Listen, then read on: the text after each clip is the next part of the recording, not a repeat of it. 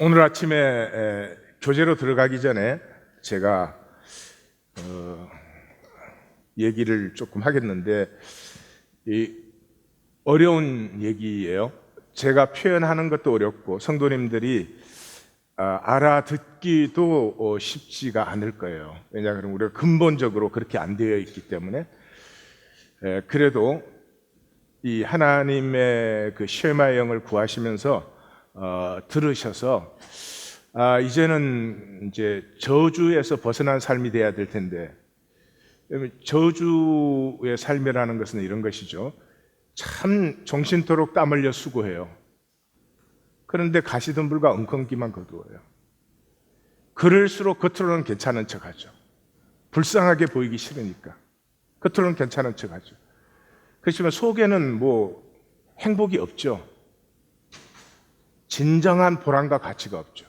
사람이 살았는데, 개가 산 것도 아니고 사람이 살았는데 그 수많은 세월을 살고, 참 생명이라는 것이 참 좋은 것이구나. 얼마나 좋은 것이에요. 온 만물을 다 느끼고 누릴 수 있고 하나님을 느끼고 누릴 수 있는 유일한 것이 이 하나님의 형상의 생명인데, 그 생명을 무슨 뭐 다른 동물들처럼 10년, 20년을 산 것도 아니고, 사실은 요즘에야 뭐 7, 80, 90년을 사는데, 그렇게 살고 나서 정말 이렇게 생명이 좋구나, 이렇게 하나님의 창조하신 세계는 신비하구나, 그것을 누린 그 복과 기쁨이 없으면 그게 저주된 삶이에요. 뭐가 저주된 삶 같으세요? 복된 삶이라는 것은 또 그것을 누리는 것이죠. 제가 성도님들에게 무엇을 원하는 것 같으세요? 아마 우리 하나님 교회는 머리로는 아실 거예요. 제가 성도님들에게 원하는 것은 교회 생활만 열심히 하는 것. 대부분의 교회는 그걸 원해요. 교회 프로그램과 활동에 열심히 해주면 그건 좋은 교인이에요. 그러나 제가 원하는 건 교회만 나와서 열심을 부리는 거. 우리 교회는 뭐 열심을 부릴 것도 없죠. 뭐가 프로그램이 많아야 열심을 부리지. 미니멈밖에 없는데 그거마저도 신실하지 못하면 스스로 좀 점검을 해봐야 될 일이겠지만, 두 개밖에 없잖아요. 토요 새벽과 주일. 교회 생활만, 교회 와서 관계하고, 교회 와서 교회에서 내가 얼마나 인정받는 사람인가, 그리고 교회 와서는 뭐 성경 말씀, 교리 지식 뭐 잘 알고 잘 나누고, 그런데 세상에 가서는 뭐 이 참 하나님의 자녀로서 이 세상에, 이 허무한 세상을 보람되게 하는 데에는 내 삶이라고 하는 것은 조금도 쓰여지지 않는다. 그러면 안 되죠. 그러니까 이 원수는, 우리의 원수는 이원론이에요. 우리의 원수가 누구라고요? 크게 한번 대답을 해보세요. 우리의 원수가 누구라고요? 이원론이에요. 그래서 우리 성경적 영성의 특징이죠. 하나님이 영이세요. 그걸로 충분해요. 근데 하나님이 그렇게 끝나기를 원하지 않고 이 영에는 소원이 있어요. 나타나기를 원해요. 그 하나님의 영에는 아름다움과 신비함과 선하심과 인자하심과 이런 것들이 많기 때문에 그것이 나타나서 나 아닌 다른 것들이 누릴 때, 그때 복이 되고 기쁨이 되는 거죠. 그죠? 아버지가 돈이 많어. 근데 자식은 절대로 못 누려. 그러면 아버지가 좋을까요? 예화가 좀 그래도 대답 좀 해보세요. 하도 당연한 거를 하려니까 이래요. 그런 아버지 있겠어요? 없죠. 자기는 못 써도 자식이 누려질 때 행복한, 그게 인격, 영의 비밀이에요. 우리는 영적인 존재이기 때문에, 그래서 하나님이 창조하시고 그래서 하나님이 역사를 완성하시는 거 아니에요. 자기의 온전한 선하심으로 우리도 영적인 존재이기 때문에 우리 안에 있는 아름다움이 활짝 피어나서 내가 열매는 뭐 남이 누리는 거죠. 그렇지만 일단 피어나야 그것이 나에게 기쁨이 되죠. 그래서 우리 성경의 그 복은, 이 성경의 복된 말씀, 복된 원리가 그냥 교회 생활하는데 지식으로만 있는 것이 아니라 이 복된 삶이 우리의 영과 육의 강건함, 우리의 물질의 넉넉함, 당연히 우리가 물질을 다스리니까요. 내가 물질을 다스리는데 빈곤하게 될 수는 없겠죠. 당연히 내 자녀가 보람 있고 자기를 피우는 기쁨을 알고 고난에 도전할 줄 알고 어려운 길로도 정말 담대하게 나아가서 나름대로 자기의 보람을 누릴 뿐만 아니라 그 열매로 다른 사람들을, 이 세계를 축복하는 자녀, 가정, 하나님의 임재가 있으니까 당연히 사랑이 있고 그 속에 사랑은 오래 참고 하듯이 사랑과 희락과 화평과 오래 참음과 자비와 양선과 충성과 온유의 절제가 있는 가정, 그것이 하나님이 원하시는 것이고 그것이 우리가 누려야 되는 것입니다. 다시 한번 말씀드립니다. 말씀은 영적인 원리입니다. 나 그거 잘 알아가지고 교회 생활하는데 내가 뭐 그것만 하고 있으면 세상에 안 믿는 사람보다 하나님 눈에는 더 한심할 거예요. 자식이 있는데 바깥에 나가서 세상에서 뭘 할 줄 모르고 집에서는 지가 제일 잘 알아. 하여튼 그런 자식이 있으면 그거 정말 큰 근심 덩어리가 되겠죠? 절대로 그런 것이 아니다. 자, 그럼에도 불구하고 오늘 우리의 신앙생활은 이 영적인 말씀, 영적인 원리를 가지고 현상적인 복으로 열매를 맺으니 내 자신이 떳떳하고 내 자신이 좋아져.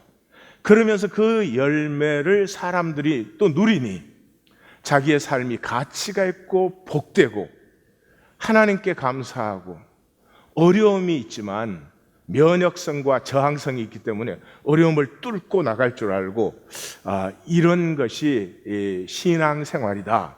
근데 마귀의 최대 거짓은 이원론이에요. 딱 이원론에 내가 사로잡히면 이 말씀의 원리를 알면서도, 그건 세상은 그렇게 안 돼 있잖아요 지금. 그러니까 그건 뭐 교회 생활할 때는 그렇게 말하고 행동하지만 세상 나가서는 그렇게 살 수는 없지. 그리고 또 그 생활 방식을 교회에 갖고 와서 사실은 교회에서 또 그대로 하기도 하죠. 그러니까 이원론에 사로잡히면 나는 하나님에게도 가짜가 되고 세상에서도 가짜가 돼요. 지금 자기를 점검해 보세요. 나는 하나님에게는 진짜인가? 지금 기독교 생활에는 참 힘든 얘기예요. 그럼 난 세상 가서 진짜인가? 세상은 이윤을 추구하는 것이, 내 이익을 추구하는 것이 정당화되어 있는 데잖아요. 그곳에서 나는 정정당당하게 대결해서 내가 취해야 될 이익을 정정당당하게 취하고 있는가? 그나마도 자신이 없어가지고 내가 못 취하는 건 슬쩍 신앙적인 어떤 걸로 딱 변명해버리고, 그래서 물질도 못 누리면서 하나님도 못 누리는 것 아닌가? 이 시대의 신앙생활은 그렇게 되어 있죠. 왜냐하면 마귀가 속여서 이 기독교는 이원론에 아주 푹 빠져 있습니다. 푹 빠져 있어요. 다시 말해서 쉽게 얘기하면 하나님을 믿어도 사는 건 돈으로 산다 이 말이죠. 이 돈과 하나님이 일치될 때까지는 양쪽 다 못 누려요. 양쪽 다 못 누려요. 더 이상 설명하지 않겠습니다. 왜냐하면 스스로 갈등하십시오. 스스로 갈등하십시오. 우리 성경적인 신앙은 절대로 하나님 믿으면 가난하게 살라든지, 아니요. 하나님 믿는 사람은 가난하냐 부유하냐에 별로 신경 안 써요. 필요한 것은 항상 있으니까 공급되게 되어 있죠. 필요한 것을 공급하지 않고 하나님이 내가 준 생명을 너가 한번 살고 피워보고 그러라고 하시겠어요? 절대로 그렇지 않습니다. 하나님을 우리의 신앙이 고백하는 것처럼 주로, 구원자로, 그분이 복의 근원으로, 그것을 중심에 분명히 믿는 사람은, 그거 갖고 더 이상 신경 안 쓰죠. 그것이 이 세상 속에서 어떻게 역사하고, 그것이 이 세상에 역사한 그 열매를 내가 어떻게 잘 가꾸어서 잘 추수하느냐, 거기에 관심이 있죠. 추수는 못하면서 맨날 농사 원리만 말하는 농부가 있어. 옆에 말해주세요. 많이 맞아야 돼. 네. 그래서 이 새벽성의 한 주간 첫 주에 우리는 말씀을 인격적으로 만나야 된다. 이원론은 머리로 만나는 사람 다 이원론이니까. 이원론 딱 분리해 놓으면 편하잖아요. 교회 와서는 하나님 믿는 척하고, 세상 나가서는 뭐 삶을 자기가 정말 한번 사는 척하고, 속에는 두려움과 불안 때문에 껍질 만들기에 급급하면서 한 번도 교회 아니든 바뀌든 제대로 살아본 적 없이 수치 가리기에 급급하면서 그 사는 척하는 건 사는 것보다 힘듭니다. 난 그걸 왜 그렇게 하는지 알 수가 없지만 살면 아름다워요. 시골 엄마의 모습 아름다워요. 예, 머리도 헝클어지고 맨날 수건 쓰고 다니고 몸빼 바지나 입는다고 엄마의 모습은 추하다. 어느 문학을 읽어보십시오. 세계 어느 문학을 읽어도 엄마는 아름답게 나타납니다. 위열이기 때문에, 삶을 살았기 때문에 그렇습니다. 그런데 뭐 화장하고 번쩍번쩍하게 하고 댕겨도 진정한 삶이 없으면 별로 아름답지 않습니다. 그래서 말씀을 인격적으로 만나는 데 출발이 있고요. 인격적으로 만난 말씀은 반드시 에르간, 행위로 나타납니다. 물질로 나타나게 되어 있습니다. 그 에르간이 나타나면은 우리는 신실해지기 시작합니다. 실제를 만나기 시작합니다. 예스면 예스, 노면 노라고 하기 시작합니다. 아주 작은 데서부터. 그러나 그 작은 신실함에 이 싹이 터나오는 것이 얼마나 소중한 것이 모릅니다. 그 신실함이 있을 때만 우리는 내 존재의 존귀함을 느낍니다. 여러분, 진심을 싹 가려놓고 바깥에다가 아무리 번쩍번쩍하는 계급장을 붙여놔도 뭐 난 돈이 있어, 나는 뭐 이만큼 성공했어, 나는 뭘 하고 있어, 속에는 불안과 수치밖에 없어요. 신실함이 있으면서 내 존재가 좋아지기 시작해요. 내가 거짓인데 나를 좋아할 수는 없죠. 그럴듯한 형태는 갖추고 살아갈 수 있어요. 사람 앞에 보이는 건 할 수 있어요. 그러나 하나님은 언제나 피하죠. 입으로 하나님 하면서 실제로 하나님의 임재는 소외를 시키는 것이죠. 자, 이 이론론된 모습, 이걸 말로, 원리로 설명을 해봐야 그 또 지식화시키니 아무 소용이 없죠. 그래서 이 이론화된 삶을 한번 우리 느껴보십시다. 표현을 해보고 싶어요. 가장 쉬운 말로 하면은 태연자약한 것입니다. 태연이라는 말은 나됨으로 자연스러운 것이죠. 예수님 말로 하면 예스면 예스고 노면 노고 그런 거죠. 자약하다는 것은 넓고 여유롭다. 이것을 지금 우리가 나누고 있는 말로 바꾸면 실제를 직면할 폭이 넉넉하기 때문에 뭐 대단한 인격을 얘기하는 거 아니에요. 엄마는 자식의 아픔을, 우리는 다른 사람이 아플 때 말하면 부담스러워요. 그렇지만 자식이 아프면 자식의 아픔을 그대로 품어 안아요. 그 실제를 직면할 수 있어요.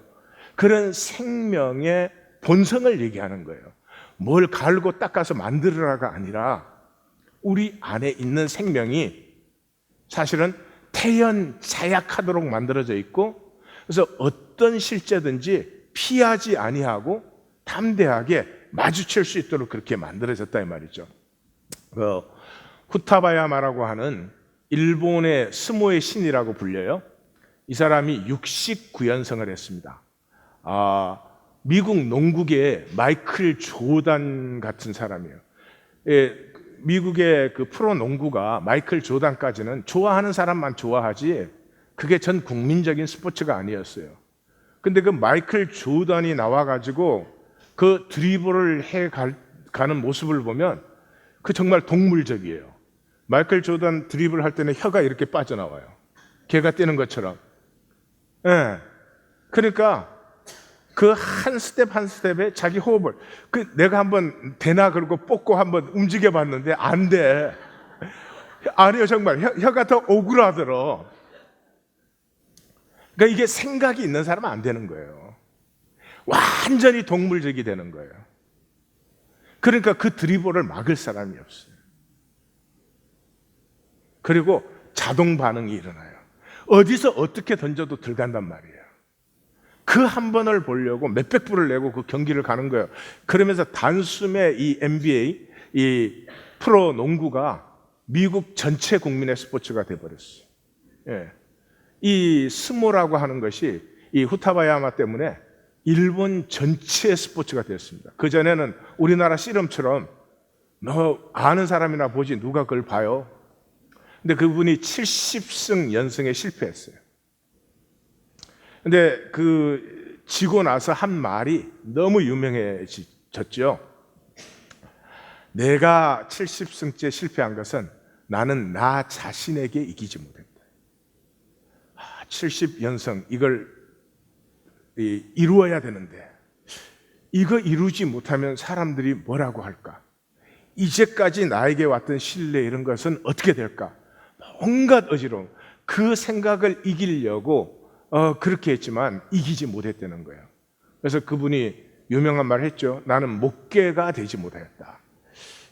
우리는 그 맹자 공자의 가르침 중에서 한국에서 유명한 거는 이렇게 맹자 어머니가 3번 이사했다. 그게 이제 제일 유명하죠. 일본에서는 목계인 것 같아요. 목계. 예. 목계라는 것은 장자의 그 달생편에 나오는 그 기성자라는 싸움닭을 조련하는 사람의 얘기인데, 그 기성자에게 왕이 닭을 하나 맡겼어요. 그러니까 열흘 후에 오십시오 그랬어요. 열흘 후에 왔더니 이 닭이 막 기세가 등등하고 그냥 뭐 어느 닭도 감히 그 앞에 설 수도 없을 정도로 그래요. 그래서 왕이 참 조련을 잘했구나 그러고 데리고 가려니까 아닙니다. 10일 후에 다시 오십시오 그랬어요. 10일 후에 다시 갔더니 이 닭이 조금 더 왕이 왔는데도 움직임이 없어요. 그런데 다른 쌈닭이 나타나니까 막 날개를 치고 회를 치고 난리가 나는 거예요. 오늘 다른 쌈닭이 있어서 그런가 봐. 그래서 야 이제는 됐구나. 그리고 데리고 가려고 그랬더니 아닙니다. 10일 후에 다시 오십시오. 10일 후에 다시 갔더니 그 닭이 다른 쌈닭이 싸움을 도두어도 나무로 만든 닭 같아요. 움직이질 않아요. 근데 앞에 닭이 막 까불어대다가 덮치려고 하니까 그 순간에 딱 하나요.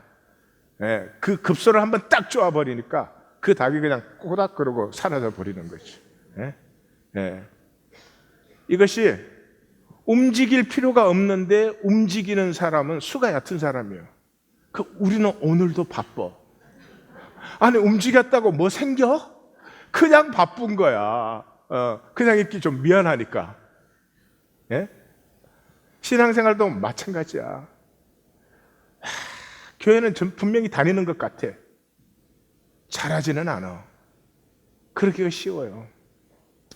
그래서 그 사람이 이제 그렇게 말을 했어요. 어떻게 그렇게 69연승을 할 수 있냐? 무심, 생각. 이 생각의 거짓 우리가 계속 얘기했죠. 생각이 사라지고 상대의 눈만 보고 있으면 몸이 동물처럼 반응한다. 그러면 질 것은 져야 되고 이길 것은 이기는 것이다. 질 것이 이기는 것도 저주라는 거예요. 질 것은 져야지 잘할 수 있는데, 그래서 예수 믿는 사람보다 나은 것 같아요. 평생 예수를 믿는 사람. 그래서 그런 그 삶을 이 장자는 산에 비유하죠. 산을 봐라. 산은 기세를 안 부려요. 기세 부리는 산 봤어요? 묵묵히 있어요. 그러나 그 산의 기세를 이길 수 있는 것은 없어요. 이 등산을 하면은 산 앞에서 겸비한 것을 최고의 미덕으로 칩니다. 까불면 반드시 사고가 나요. 모든 사고는 까부는 데서 나요. 뭐 일기를 몰라도 괜찮아요. 그 산과 산의 기세 앞에 겸비할 줄 아는 사람은 사고가 나지 않습니다. 이게 얼마나 어려운 건 줄 아십니까? 말로는 이렇게 쉬운 것이 몇십 년 산을 탄 사람들 앞에도 산의 기세 앞에 겸비하다는 것이 힘들어요. 생각이 돌아가니까. 그래서 기세 없는 기세, 산처럼 이것을 우리가 나누는 말로 하면 다스림이 완성되는 거죠. 다스림이 어떻게 완성돼요? 중심의 초점성이 분명하기 때문에. 중심의 초점성이 목계같이 되어서 일체 어지러운 그 상황에 흔들리지 않고, 상황이 절대 실제가 아니에요. 제가 앞에서 까부는 게 실제가 아니에요. 딱 초점이 하나 잡혀 있어요. 그 순간이 왔을 때는 결정적으로 내 존재 전체가, 동물적으로 생각을 해서가 아니라 내 존재 전체가 그 초점을 향해서 팍 예리한 찌름이 나타나는 것이죠. 삶은 이렇게 사는 것이고, 이렇게 삶을 살 때 원리와 삶이 일체가 되어서 하는 모든 일에 복된 열매를 누리는 것이다. 지금 우리가 하고 있는 이중적인 교회에 오면 하나님, 바깥에 나가면 돈. 그러니 교회에 와서도 하나님 섬길 수 있나요? 돈을 섬기지. 어려움만 더하는 거예요. 자기 삶에 어려움만 더하는 거지. 둘 중에 하나를 초점으로 잡으세요. 돈이 초점이세요? 예. 변칙과 악한 것을 쓰지 아니하지만 내 존재 전체로 그것을 추구하십시오. 하나님이십니까? 내 존재의 초점으로 하나님을 만나십시오. 하나님 섬긴다고 하는 게 돈 뺏기고 시간 뺏기고, 그런데 교회는 안 갈 수 없고, 이렇게 돼버리면 하나님도 못 누려, 삶도 못 누려. 이거 정말 마귀의 유언론에 완전히 사로잡힌 것이죠. 자, 이 태연 자약함의 중심이 어디에 있습니까? 충심의 진실과 자원하는 심령이죠. 이 초점이죠. 이것이 있을 때 나됨으로서의 안식, 내가 나로 태연 자약한 것이죠. 그렇기 때문에 만유와의 통이 일어납니다. 인티그레이션. 만유와의 통이 일어나요. 그래서 관계에서는 하나됨을 이루어요. 뭐 100% 하나됨을 모든 관계에서 이룰 필요는 없죠. 예, 나무 바라보는데 나무와 나는 100% 하나가 돼야 돼. 그래서 안고 밥도 안 먹어. 오늘 예화가 좀 그래요. 예. 그럴 필요는 없죠. 나무는 나무를 보고 즐길 수 있으면 되죠. 소중한 관계라면 마음을 다하고 성품을 다하고 힘을 다하겠죠. 하나님하고 관계에도 다하여가 없어. 세상 나가서 인간관계에도 이것도 저것도 아니에요. 왜? 불안과 두려움에 사로잡혀서, 나 지키기에 급급해서. 그렇게 되면 안 되죠. 이 중심의 진실과 자원하는 심령을 제일 잘 보여주는 것이 C.S. 루이스의 우리가 얼굴을 찾을 때까지. 우리 다 같이 읽었죠. 그죠? 같이 읽고 나누기도 했어요. 시간 좀 지나고 다시 물어보면 언제 그런 걸 읽었수? 이래. 예, 주인공이 오루알이에요. 오리알이 아니고. 오루알. 오루알이 정말 자기의 모든 것을 다해서 살았어요. 태어나면서부터 얼굴을 가려야 되는 그런 사람이잖아요. 우리잖아요. 우리 평생에 가리려고 사는 거 아니에요. 네? 그래서 면사포라 그래요. 그 뭐라 그래요? 그 베일을 벗지 못하죠. 그렇지만 그 자기 아버지에게서 그 왕국을 물려받아가지고 우리 얘기예요. 우리 하나하나가 왕국이에요. 우리 안에서 생명의 주권성이 생길 때, 다스림의 권세가 있을 때 얼마나 위대한 왕국이, 아니요 알렉산더가 정복한 제국보다 더 큰 왕국이 우리 안에서 피어나요. C.S. 루이스는 그 얘기를 해주고 싶은 거죠. 그래서 아버지에게 왕국을 물려받아가지고 정말 왕국을 튼튼하고 건강하고 그렇게 이제 다 잘 섬겼죠. 그래서 은퇴를 하고 자기 여자 동생 아들에게 왕위를 물려주고, 레드발에게 물려주고 이렇게 투어를 했죠. 이제 평생에 이제 고난과 어려움을 다 놔두고 그 투어를 했는데 제일 마지막 마을에 딱 들어갔는데 그 사람들이 새로운 여신이 하나 나타났다. 근데 푸시케, 자기 동생이에요. 그 얘기를 해주는데 그 여동생이 그 언니에게 온갖 핍박과 학대를 받다가 죽어가지고 저렇게 신이 됐다. 분명히 자기 얘기예요. 분명히 자기 동생 푸시케예요. 근데 세상에 자기는 뭐 정말 가슴을 쳐서라도 얘기할 수 있지, 내 일생에 내가 푸시케보다 사랑한 것이 어디에 있느냐 말이에요. 내 일생에 내가 푸시케처럼 내가 헌신한 그런 사람이 어디 있느냐고. 근데 신하가 온갖 악행과 그 학대와 그런 걸 받아가지고 죽어서 신이 됐다 이러니까, 그래서 이제 신에게 항의하는 편지를 쓰죠. 그게 자기 일생의 얘기죠. 네, 이 신에게 내가 항의한다. 이런 신은 없어져야 마땅하다. 그렇게 해서 이제 고발장을 딱 들고 갔는데 음성이 들리는 거예요. 신께서 오신다. 오르아를 심판하러 오신다. 자기는 신을 고발하러 갔는데 신께서 오신다 그 말을 듣는 순간에 옆에서 푸시케가 손을 잡아주지 않았더라면 주저앉았을 것이다. 자기는 그렇게 당당하게 자기의 모든 의로 다 나갔는데 신께서 오신다, 오르아를 심판하러 하는 그 말 한마디에 그냥 팍 주저앉을 수밖에 없는 거죠. 그 신이 나타나서 자기의 일생을 다시 비춰주죠. 그때 모든 것을 봐요. 자기는 레드발이 게으르고 미련하고 제대로 하는 것이 아무것도 없고, 그래서 그 동생을 항상 못마땅하지만 잘해줬죠. 그리고 그 아들에게 왕위까지 물려줬죠.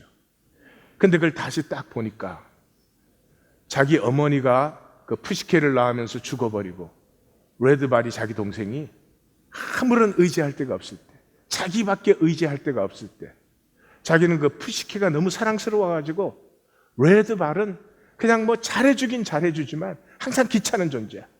전 왜 저렇게 괴롭고 제대로 하는 게 없을까? 여우 선생을 만났어요. 여우 선생은 전쟁 때 노예로 잡혀간 그 헬라의 아주 학자죠. 나이가 들면서 고향에 돌아가서 마지막으로 죽기 전에 자기 가족을 보고 싶은 거예요. 근데 자기 필요 때문에 끝까지 안 보내죠. 그 다음에 바르디아는 이 오르알로 하여금 이 왕국을 이렇게 최고의 왕국으로 세우는 그런 장군이었죠. 근데 물론 자기가 바르디아를 사랑했지만은 현상적이고 육체적이고 그런 것은 전혀 아니었죠. 그런데도 그 바르디아가 자기한테 충성을 했는데 나중에 바르디아의 아내가 와서 그러죠. 네, 당신은 우리 남편 껍질만 남겨놓고 속을 다 빨아먹은 여자다. 정말 보니까 자기의 목적을 위해서 바르디아를 써먹은 것이지 그 바르디아 속에 어떤 갈등이, 어떤 아픔이 있는지 자기는 느껴주질 못했어요. 그리고 마지막으로 푸시케가 나타났는데 자기는 정말 말할 수 있어요. 자기 모든 것을 다해서 푸시케를 사랑했다고.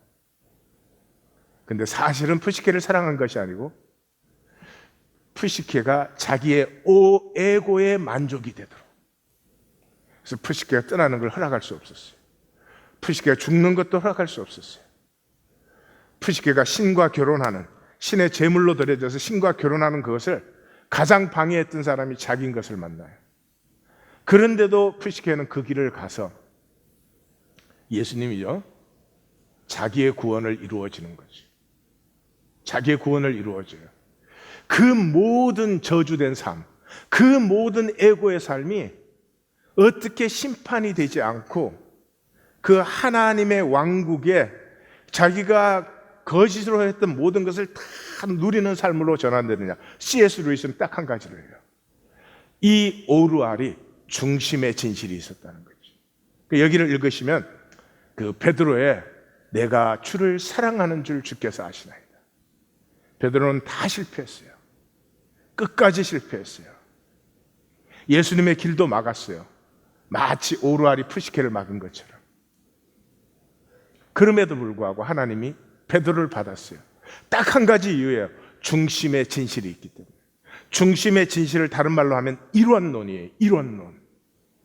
내가 완전하지 않아요. 내가 부족하게 살아요. 그럼에도 불구하고 내 중심에 하나님을 정말로 사랑하기 때문에 이 모든 거짓으로 살아온 이 모든 삶이 그 중심으로 말미암아 실제로 그 열매로 그렇게 변하는 것이죠.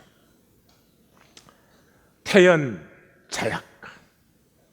우리는 태연자가라는 말 일반적으로 쓰니까 제가 쓰는 것입니다. 그 나됨의 안식. 내가 나인 것이 좋고요. 내가 나이다는 말에 가장 중요한 것은 내가 정말로 하고 싶은, 내가 정말로 살고 싶은, 정말로 피어보고 싶은 그런 내 중심의 진실이 있다는 거죠. 이게 그냥 오는 게 아닙니다. 뭘까 이렇게 생각해서 오는 게 아닙니다. 이것은 두 가지가 있을 때 내 안에서 저절로 나타나는 것이에요. 하나는 경외심이에요. 경외심이 있어야 돼요. 항상 사람 앞에, 교회에 와도 사람 앞에만 있는 사람. 이 사람은 자기를 못 만납니다. 자기 진실을 못 만나요. 사람 앞에 항상 거짓인데 자기 진실을 어떻게 만나나요? 하나님 앞에. 어느 곳에 있어도 하나님 앞에. 우리는 24시간 이룰 수 있는 존재가 아니죠. 별로 어려운 게 아니더라고, 제가 해보니까요. 하루에 내가 주님 앞에 진실되게 무릎 꿇는 시간. 저는 목회자니까 한 1시간은 됩니다. 여러분들은 그렇게 하기 힘들 거예요. 10분 하세요, 그러면. 시간의 길이가 중요한 게 아닙니다. 그때 진실이 중요한 것이죠. 그리고 교회에 나왔을 때는 목회자니까 사람이 더 보이죠. 그래서 얼마나 내 자신과 싸우고 기도하는지 모릅니다. 오늘도 저기 앉아서 여기 찬양하면서도 제 속에는 그 기도가 계속 들어가죠. 제가 말씀 증거할 때 사람 보이지 않고 하나님 보게 하옵소서. 주님 바라보게 하옵소서. 그러면 주님의 뜻만 내가 선포하지 않겠어요? 이 하나님의 임재 앞에 이 경외함이 중요한 이유가요. 그때 하나님의 진노를 만나요. 우리 하나님의 진노, 교회 나가도 피해, 말씀 들어도 피해, 찬양해도 피해, 다 피해버려요. 끝장나는 거예요. 하나님의 진노를 만나야 하나님의 사랑이 실제가 돼요. 내가 잘못했을 때 회초리를 때리는 아버지 앞에서 난 동시에 아버지가 나를 사랑하는 걸 알죠. 그렇게 살든지 말든지 네 알아서 해라. 그럼 그게 무슨 사랑이 되겠어요? 사랑은 내 존재의 가치에 대한 분노를 가지고 있어요. 그것을 내가 파괴하든 다른 사람이 파괴하든 그 사랑은 분노의 동전의 양면성을 가지고 있어요. 분노를 못 만나는 사람은 사랑을 못 만나요. 이 경외함 앞에서 하나님의 분노를 만나면서 그 속에서 만나는 사랑은 나에게 실제적인 능력이 돼요. 그 다음에 디아들 사이가 공고함이에요. 우리가 10편 22편 할 때 만나셨죠? 성경 전체에 3번밖에 안 나와요. 3번밖에 안 나오는 단어야. 에누스. 에누스. Are you fine? Are you fine? No, we are not fine. 이 세상에 fine 아닌 사람 어디 있어요? 응? 이 세상에 fine 아닌 사람이 어디 있냐? 제가 목회를 해보니까 한국 남자들 중에는 좀 한심한 사람 많아요. 그 가족 하나 제대로 못 돌봐요. 그런데도 얼마나 조금도 부족함이 없어. 어떻게 저럴까? 좀 가슴에 안타까움이 있어야 되는 거 아닌가 싶은데 전혀 없어. 아니, 그럴 수 없는 것 같아, 그럴 수 없다. 우리는 공고해요. 참혹한 실존이에요. 우리 안을 보세요. 혼돈과 공허와 흑암이 가득해요. 나의 그 참혹한 실존을 비로소 인정할 수 있을 때, 만날 수 있을 때, 우리는 하나님의 헤세드가 필요함을 만납니다. 이 헤세드가 얼마나 좋은 것인지, 이 헤세드가 없었다면 나는 과연 어떻게 될 것이며 어떻게 되어 있을 것인지, 그리고 이 헤세드를 만날 때 드디어 동시에 하나님의 심판을 만난 것입니다. 이제는 심판을 걱정하는 삶이 아닙니다. 매 순간 속에 나는 하나님의 심판을 받고 있습니다. 그러므로 내가 또 새로워지는 것이죠. 그래서 우리는 인간의 총체적 파탄성, 시간이 없어 말씀 지나가려고 했는데 그냥 시편 22편, 24편 보시면 그는 곤고한 자의 공고를, 거꾸로 됐네요. 저기 공고한 자는 사실은 공고한 게 아니고 가난한 자입니다. 가난한 자의 공고가 굵게 되어야 되는데 공고를 멸시하거나 싫어하지 아니하시고, 절대로 우리가 공고할 때 우리를 멸시하거나 싫어하지 않습니다. 우리가 나 괜찮은 척 할 때 그는 우리를 싫어하시고 우리를 멸시하십니다. 그럼 한번 해봐. 절대로 그 자신을 우리에게서 숨기지 않으십니다. 그리고 우리가 울부짖을 때, 그걸 목소리로 울부짖든 내 심령이 울부짖든 내가 곤고함을 가지고 하나님 앞에 있을 때 그는 반드시 우리를 들으십니다. 그렇지 않습니까? 모든 부모는 자녀에게 그러는 거 아니에요? 사도 바울의 클라이맥스가 어디예요? 이 7장 아니에요. 오라 나는 곤고한 사람이로다. 이 고백 뒤에 8장의 그 승리의 계가, 이제 그리스도 예수 안에 있는 자에게 결코 정죄함이 없나니 그리스도 예수 안에 있는 생명의 성령의 법이 죄와 사망의 법에서 우리를 해방하였습니다. 그러면서 누가 우리를 그리스도의 사랑에서 적신이나 위험이나 칼이나 기근이나, 이 승리의, 내가 공고하기 때문에 하나님이 필요합니다. 공고할 수 없는 사람, 돈만 조금 더 있으면 난 공고하지 않아, 하나님이 실제가 되지 않습니다. 성경의 총결론이 무엇입니까? 7교회, 지상의 교회의 모습을 얘기하는데 벌써 이 요한계시록이 기록되고 있는 그 당시에 이렇게 말합니다. 우리가 말하기를 나는 부자야, 부여하여 부족한 것 없어. 그러나 내 공고한 것과 가련한 것과 가난한 것과 눈먼 것과 벌거벗은 것을 사실 아닙니까? 알지 못하는도다. 인간은 영적인 존재였어요. 하나님을 사랑하는 중심, 하나님의 임재가 우리 중심에 그 임재가 있기까지는 우리는 총체적 파탄성을 가지고 있습니다. 혼돈과 공허와 흑암입니다. 그 자리에서 우리는 하나님의 진노를 만날 수 있어야 됩니다. 어떤 사랑으로 우리를 창조하셨는데, 어떤 사랑으로 우리를 구속하셨는데, 어떤 사랑으로 우리를 완성하기를 원하는데, 그 앞에 내 모습을 보면 하나님의 진노가 임하죠. 그 진노가 임하면 하나님의 사랑을 만납니다. 그 사랑을 만나면 비로소 헤세드를 알게 됩니다. 신실함을 알게 됩니다. 그 신실함이 피어나면서 이제는 심판을 지나지만 심판이 두렵지 아니한, 대심판을 앞에 두고 있지만 그 대심판을 두려워하는 삶이 아닌 드디어 하나님을 누리는 삶이 되죠. 피하며 유리하는 인생. 가인이 피하며 유리, 우리가 하는 일 아닙니까? 부부 사이에, 남편 아내 사이라도 직면해 본 적 있습니까? 부담스러운 거 설득. 그러면 우리의 삶은 뭐예요? 이 세상에 우리의 삶이 뭐예요? 피하고 유리하고 그저 편안하려고만 하면 되는 것이죠. 만나는 사람마다 나를 죽이려고 합니다. 이거 우리 얘기예요. 여러분, 우리가 표현을 안 해서 그렇죠. 그 정도가 심하지 않아서 그렇지, 피해 망상증과 공황장애, 이 두 가지가 현대인의 특징이에요. 뭐 말이 그런 거지. 그 말은 뭐냐 그러면 실제적인 원인이 없는데 불안해하는 거예요. 뭘 불안해하십니까? 정말로 쌀 떨어질까 봐? 제가 잘할 때는 그게 실제였습니다. 쌀 떨어지는 게. 이제는 쌀 안 떨어져요. 세일을 자주 해서.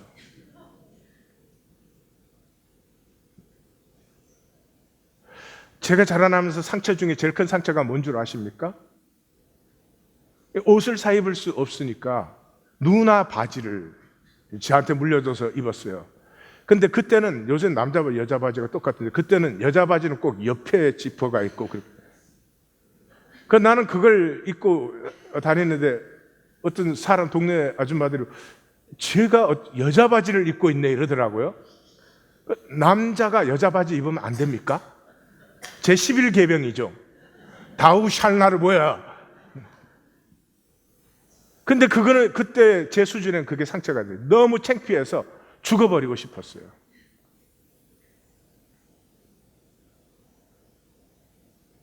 아무런 실제적인 원인이 아니에요. 불안하고 두렵고 수치스럽고. 우리가 사람한테 돈 좀 벌고 뭐 해가지고 그럴듯하게 보여도 사람들이 그럴듯하게 봐주는 척 하는 거지, 그럴듯하게 봐주는 사람 아무도 없어요. 응? 그저 봐주는 건 짜장면 사줄 때 먹는 동안 잠깐, 딱 끝나면 다시 안 봐준다니까. 또 사줘야 돼.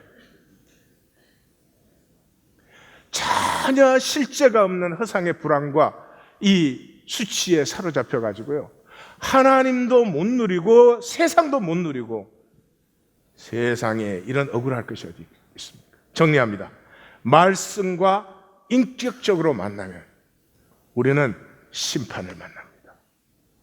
심판을 만날 때 구원의 소중함과 기쁨을 합니다. 기독교는 다 구원받았어요. 근데 그 구원 가치 있어요? 그 구원 기뻐하십니까? 그 구원이 소중하십니까? 눈을 번쩍 들면 내가 구원받았다는 게 세상에 이렇게 신기하고 은혜스러울 수가 없고 기쁘고 감사하십니까? 가짜를 다 받아가지고. 말씀을 인격적으로 만나면 진노 속에 사랑을 만납니다. 내 허무한 삶을, 내가 가짜로 사는 이 삶을 아파하시는 그 아픔 속에 사랑을 만나죠. 그때만 나 스스로 나를 속이는 에고가 증오스럽고 저주스럽습니다.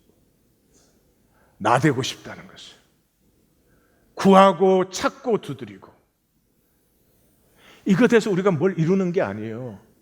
그 안타까움이, 나는 안타까워한 것밖에 없는데 나됨의 태연자약함을 이루어요. 그 안타까워한다는 것이 내가 주님 안에 있다는 증거예요. 사도 바울은 그리스도 안에, 주님 안에, 예수 안에라는 말을 한없이 쓰는 이유가 바로 여기에 있습니다. 2019년 하나님, 능력도 믿음도 부족하지만 내 중심의 초점만큼은 선명해서 내가 하나님 똑바로 믿고 그것이 가꾸어진 열매를 내 삶과 가정과 자녀에서 누리는 2019년 되셔야 됩니다. 믿는 것도 아니고 안 믿는 것도 아닌 시간은 끝났습니다. 2018년 끝까지 갈 것 없고 오늘로 끝났습니다. 하나님,